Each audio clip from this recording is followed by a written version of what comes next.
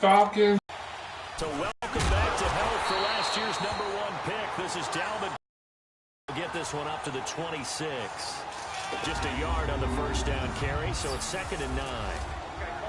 Well, let's take a look here at the offense for Minnesota. Kyle Rudolph had his 2nd Pro Bowl appearance last year when he had 8 touchdowns, just 1 off of his career high. One of the most likable, upbeat players in the league. Continues pass-catching tight ends in the league. One of the guys that the Vikings like to build around for the future.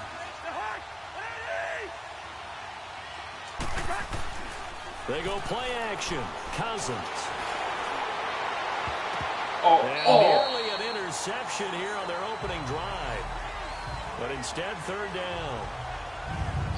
A look now at the lineup defensively here for Seattle. They come into this one ranked number 17, so just starting the bottom half of the league against the pass. And I think you're going to see some changes in the offseason, whether it's through the draft, free agency, maybe even both. They definitely need some help in the secondary. So trouble already here on their opening drive. This is 3rd and 9.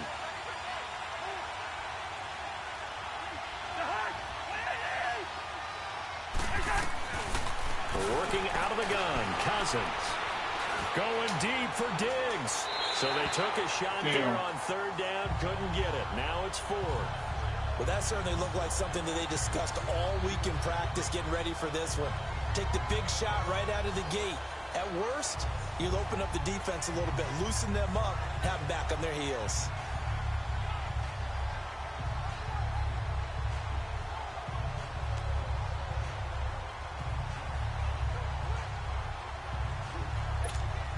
So on 4th down, they bring on the Michigan man, Matt Wild, to kick it away.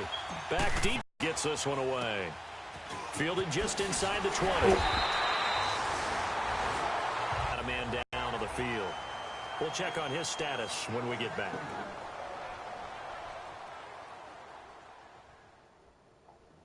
Oh, everyone's having a great Monday, just like myself. I'm just on my lunch break right now.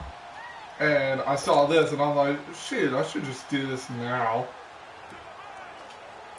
Two teams I never played. 1st and 10, right at the 30.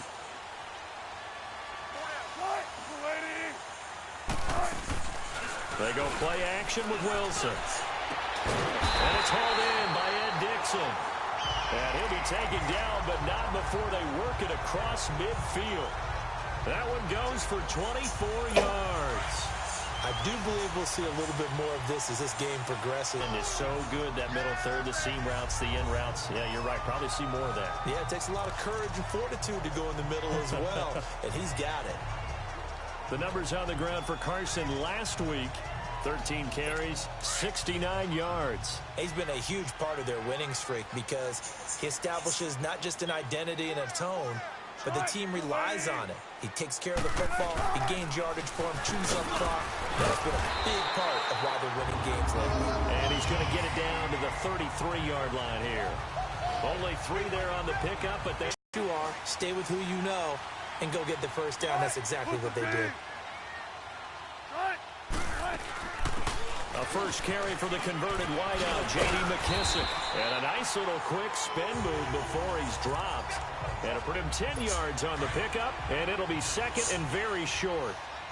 Now, that was an excellent run. And when you see that happen, that's when you're seeing guys doing their job, and then some people doing a little bit more. Offensive linemen and tight ends, they're expected to block. But the wide receivers, all they want to do is catch passes. So when they block on a big-time running play and create extra space, you've kind of hit the jackpot there. So a look here at the key inactives, and we got this list before the game down on the field.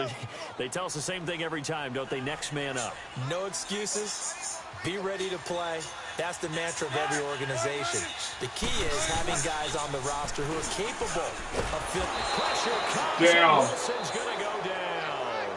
Ben Gideon with a big-time sack on 3rd down, and it'll be a loss of 7. You and I both know we're into a whole new realm of football because we're not just looking at tendencies anymore.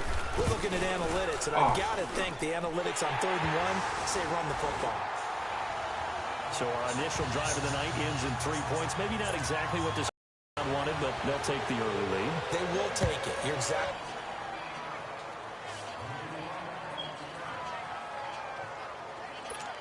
Charles, as Minnesota takes the field here, let me get your thoughts on what you think of them coming down the stretch. The 1-3 start. We talked about their start last year, too. But is this a team that is being overlooked by others in the NFL right now? I don't think so. I think the teams that they're playing know how capable the Vikings are, and they realize that not only is the defense starting to get back to what they were last season, but that Kirk Cousins getting more and more comfortable with the weapons he has at his disposal. I think maybe we in the media on the outside are overlooking them a little bit because they've taken some losses to some significant teams so far this season. But I think down the stretch, you mentioned their start last year. They were 2-2 to start last year. 1-3 this year. They know how to put together a string, and this team could be dangerous come December. Yeah, they've looked a lot better since that 1-3 start. And that run was what a lot of people call an explosive run. Gave them good yardage, solid yardage. They feel good about the whole thing, and they did it behind a 2 tight end set. It's always interesting to watch what offenses want to do with the 2 tight ends. Sometimes they line them up together for a power set. Sometimes they put one on each side of the line scrimmage. No matter what, though, when you see 2 tight ends on the field, your first thought is to think run. In this case, the offense was able to run successfully. He missed on his first 3 passes, was 0 for 3. Now gets a connection. Maybe that'll get him going. Yeah, it wasn't a time for panic, but there was some concern because once you start in a certain pattern, you're wondering, can you get out of it? And that flips the other way, too, when you're throwing it really well. In this case, now he's got his first completion. They think he might be off to the races. And he'll get this down only to the 18. There are the numbers for Cook from a week ago. 9 carries, 84 yards. And that's just not enough carries for a running back to get loose and really feel like he's into the game because they have to have enough volume to establish a rhythm, not just for themselves, but also to get in sync with their offensive line so they can read the blocks properly and they can execute them. Oh, come on. 15 carries in this game, and the optimum number would be 20 plus. So we played 1 quarter here on a Monday night. 3-0 is our score. We'll be back to Seattle right after this. Back now with Charles Davis. I'm Brandon Gaudin. Second quarter begins with the Vikings holding the football. They're on the march, but facing a 3rd down here.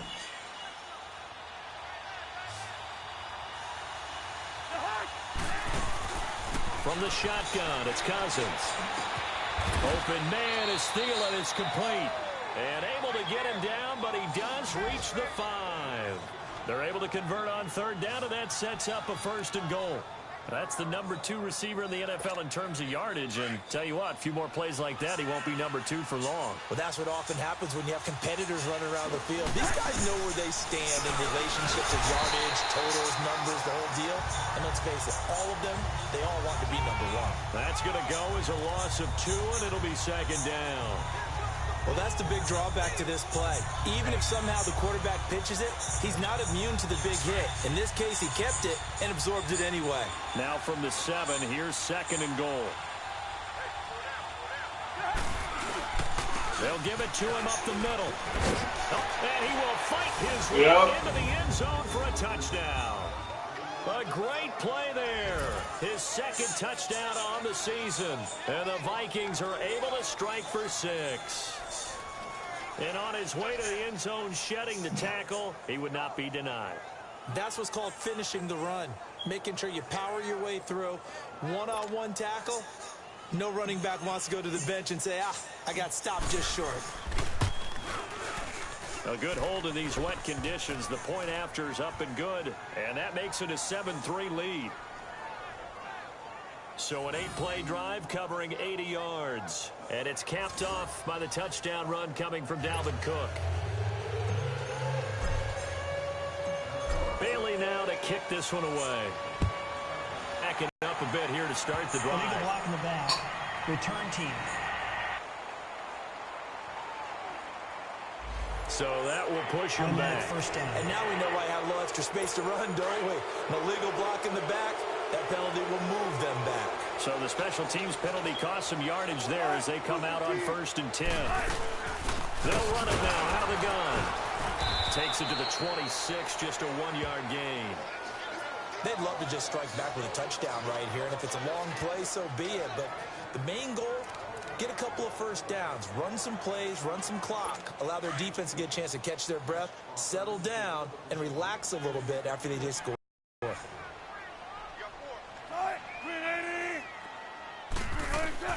On second down, here's Wilson. Looking left side, that's caught by Moore. And they nearly get this all the way to midfield. Mark him down at the 49. That one goes for 24 yards. Many people like to throw to the tight end, maybe in a little flexed out position because he creates mismatches with his size. But slot receivers do the same thing with their quickness, their speed, and their route running savvy. They go play action here on first down. And an alley to run. And he will avoid the contact as he slides to a stop. The improv on the scramble there gets him 6, and it'll be second down. Partner, he was going through his progressions. Not there, not there. After about the third one, he decided he better pull it down and run for it. And he slides down and avoids the hit for good measure.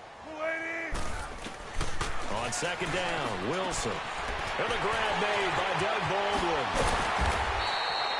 If you're on offense, be aware a ball may come your way. 2nd and 5 after the 5-yard completion on first down.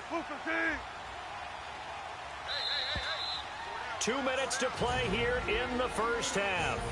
Back to CenturyLink Field after this.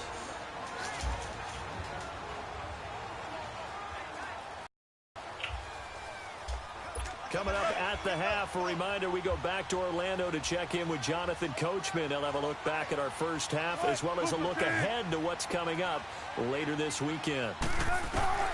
Now Wilson on second down. To the right side, and he's got more complete. And now they're inside the 10 as he's brought down at the 9. That catch good for 5. It's third down. One thing you're hoping for when you run drag routes, you're able to hit a receiver in stride, and he can pick up a lot of yardage after the catch. But in this situation, the defense was effective, able to stop him before he could get a good head of steam going. On 3rd and 1, Wilson. And this is going to be incomplete. These guys had to settle for a field goal their last time moving the ball down the field. They may have to do it again on this drive. That could be frustrating. Yeah, I don't want to be cliche, but at least they were able to get 3 last time. 3 here, not the worst thing in the world. And Janikowski bangs it through, and they'll get it back within a point at 7-6. No problems in the field goal department so far. He's 2 for 2. Pretty reliable here in this game, isn't he? And to me, that bodes well for them. If they need him late in the game, his confidence should be sky high. Oh my God, go. He's got room to run. And he'll weave his way up, all the way up, a few yards shy of midfield. Now that's the kind of return you're looking for. To get to that spot on the field, that allows you to do a lot of things on offense. Good starting field position for the Vikings as they have it 1st and 10.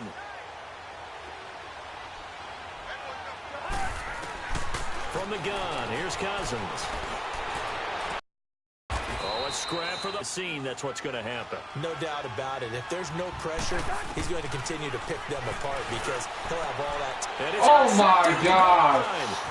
Trey Flowers picks it, and his guys have got it back at the closing stages of the first half.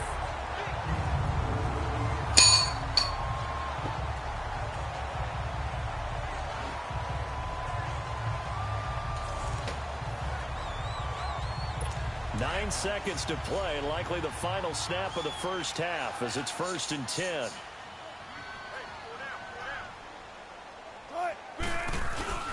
They'll start out on the ground with Carson. Trying to bounce it outside, but he's only able to get it back to the line of scrimmage.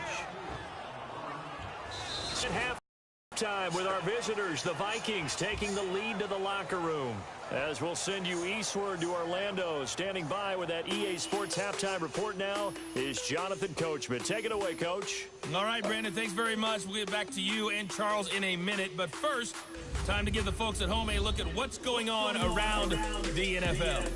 We'll start up at All right, guys, if you like this episode of the Falcons versus the Seahawks, don't forget to hit the like button. We will do more of it on episode 2 after I'm done work.